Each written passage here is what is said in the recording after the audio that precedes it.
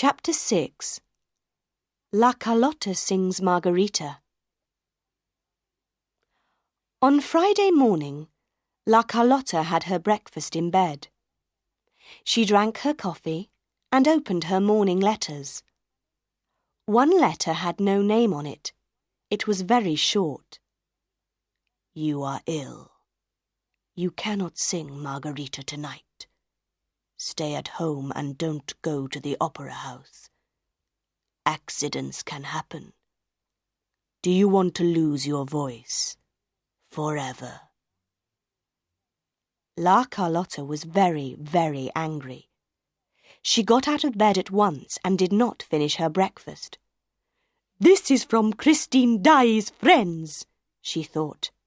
They want her to sing again tonight. That Daae girl is going to be sorry for this. I, La Carlotta, I am the best opera singer in Paris. And nothing is going to stop me singing Margarita tonight. At 6 o'clock that evening, the dancers were in their dressing room. They talked and laughed and put on their red and black dresses for Faust. But Meg Giry was very quiet. "What's the matter, Meg?" Annie Sorelli asked. "It's the opera ghost," Meg said. "My mother says he's angry. She's afraid that something's going to happen tonight."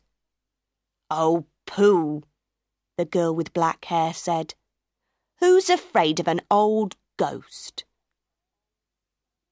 An hour later, Monsieur Armand and Monsieur Armand went into box 5 and sat down. They were not afraid of ghosts. Of course not. There were no ghosts in the opera house. Then Monsieur Armand saw some flowers on the floor by the door of the box. "Firmin," he whispered, "did you put those flowers there?" Monsieur Firmin looked. "No, I didn't," he whispered back. "Did you?" "Of course not, you fool. Shh! The music's beginning." La Carlotta did not sing for the first hour. There were no strange voices in box 5, and the two directors began to feel happier. Then La Carlotta came out onto the stage, and Monsieur Firmin looked at Monsieur Armand. "Did you hear a voice just then?" he asked quietly. "No," Monsieur Armand said, but he looked behind him twice, then 3 times, and suddenly felt cold. La Carlotta sang and sang, and nothing happened. Then she began a beautiful love song. My love begins to quack. Everybody stared. What was the matter with Carlotta's voice? What was that strange noise?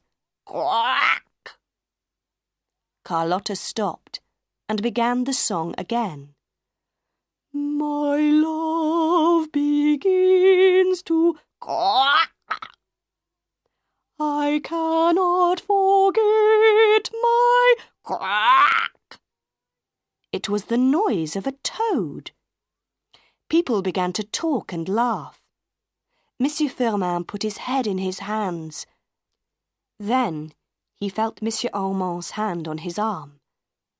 There was a voice in the box with them. A man's voice, laughing. Poor Carlotta tried again and again. I cannot forget my quack. Then the two directors heard the voice again. Behind them, in front of them, everywhere. Her singing tonight is going to bring down the chandelier. The two directors looked up at the top of the opera house. Their faces were white. The famous chandelier, with its 1,000 lights, broke away from its ropes and crashed down onto the people below. That was a terrible night for the Paris Opera House. One woman was killed by the chandelier, and many people were hurt. The opera house closed for 2 weeks, and La Carlotta never sang again.